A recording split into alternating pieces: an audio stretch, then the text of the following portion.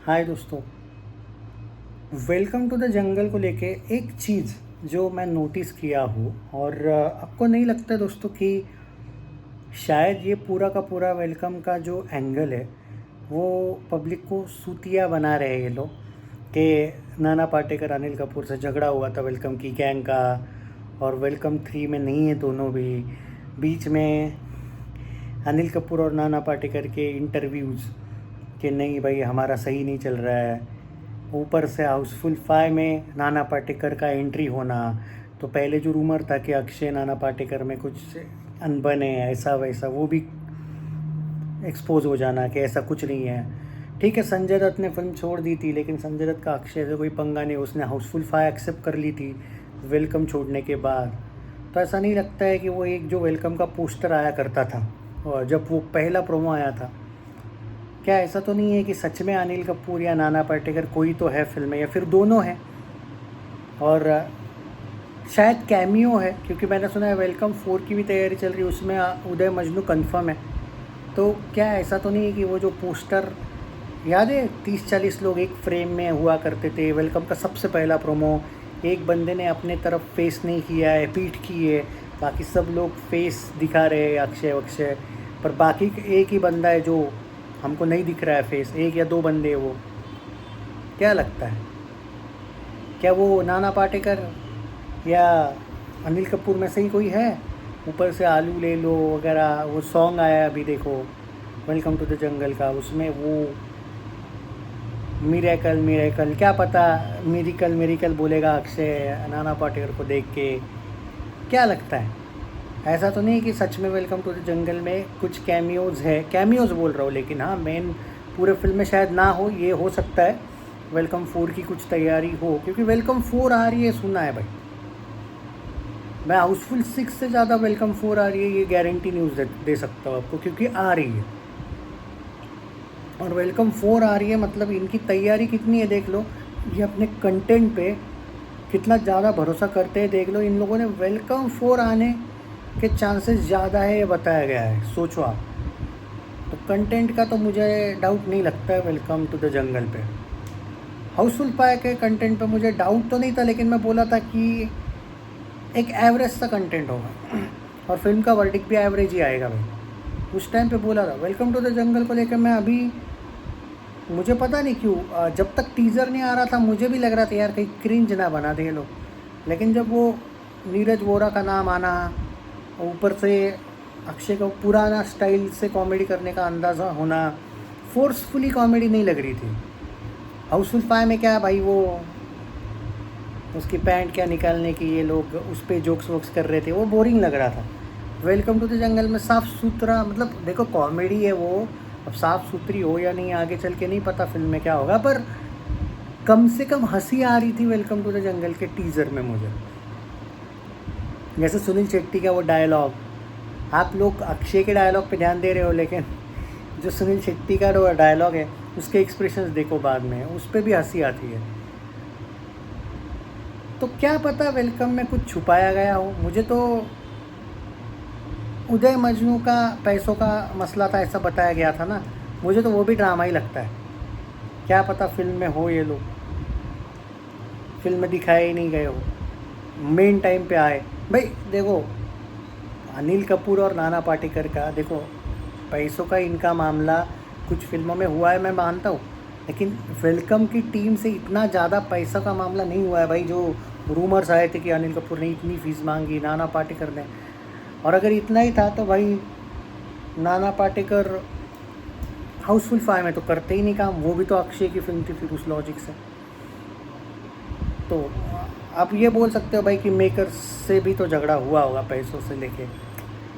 अनिल कपूर और नाना पाटेकर पैसों की डिमांड को लेके इतना ज़्यादा अड़े रहेंगे, इस बात पे मैं बिलीव नहीं करता। हाँ, अगर आप बोल रहे हो ना कि उदय मजनू ज़्यादा पैसे मांग रहे थे, पर कितने ही मांग रहे थे, बहुत ज़्यादा तो नहीं मांग रहे थे ना। मुझे लगता है कि ये सब ड्रामा है, और वेलकम वालों ने दिए भी तो होंगे यार पैसे। तो मुझे क्योंकि वरना अगर इतना ट्रस्ट वेलकम वालों को नहीं होता तो वेलकम टू जो 2 आई थी जॉन वाली, वो फ्लॉप नहीं गई थी बाय द वे, मैं पहले ही बता दूँ, एवरेज गई थी वो एवरेज क्यों गई थी? हिट भी जा सकती थी अक्षय होते तो, पर एवरेज गई थी। जॉन को संभाल लिया था उदय मजनू ने, वो फिल्म को संभाल लिया था, वरना स्टोरी सेम ही रखने की कोशिश की थी, बस जॉन का कैरेक्टर दबंग दिखाया है। उतना ज़्यादा हंसी नहीं आ रही थी, पर उदय मजनू वालों ने वो शमशान वाला याद है एक सीन है, वहाँ पे हंसी आई थी। तो ठीक है, वेलकम बैक भी हिट नहीं पर एवरेज तो गई थी, मतलब ये फ्रेंचाइजी फ्लॉप नहीं है। तो उल्टा जो ज़्यादा वेलकम वालों का उल्टा जो झगड़ा हुआ था, वो तो हम उस लॉजिक से देखा जाए, वेलकम बैक में अक्षय नहीं तो अक्षय से हुआ था, बोल सकते हो आप उस लॉजिक से ही, अगर मैं झगड़ों की ही बात करूँ तो। उदय मजनू तो उस फिल्म में भी थे, इस फिल्म में क्यों नहीं है? मुझे ड्रामा लगता है ये चीज़, मतलब मुझे लगता है वेलकम टू द जंगल के पास, इनके पास मे भी डेट्स नहीं होंगे, या फिर इनका कैरेक्टर ही वेलकम 4 के लिए रखे होंगे। वेलकम 4 पूरी अलग होगी मे बी, क्योंकि वेलकम 4 की बातें तो हुई है भाई, ये तो मैं मन से नहीं बोल रहा, आप सर्च कर लेना गूगल वगैरह पर, ट्विटर पे भाई, वेलकम 4 के भी बातें हैं। वेलकम 4 की अपडेट्स, जैसे केसरी 3 की है ना, हाउसफुल 6 की है ना, उससे ज़्यादा वेलकम 4 के चर्चे वेलकम 3 आने से पहले। तो ऐसा तो तभी होता है ना भाई, कि मुझे तो डाउट है कि वेलकम टू द जंगल में ये दोनों है, छोटे से कैमियोज होंगे इनके, और पब्लिक को चूतिया बनाने का कोशिश इन लोगों ने किया है शायद, कि हमें ज़्यादा पैसा चाहिए इसलिए हम फिल्म नहीं कर रहे। आज तक अनिल कपूर और नाना पाटेकर ने कितने ही फिल्मों पे ऐसा किया यार, कभी लाइफ में देखा आपने इतना ज़्यादा पैसों को लेके मसला? थोड़ा नाना पाटेकर का हुआ इससे पहले, लेकिन बहुत कम यार।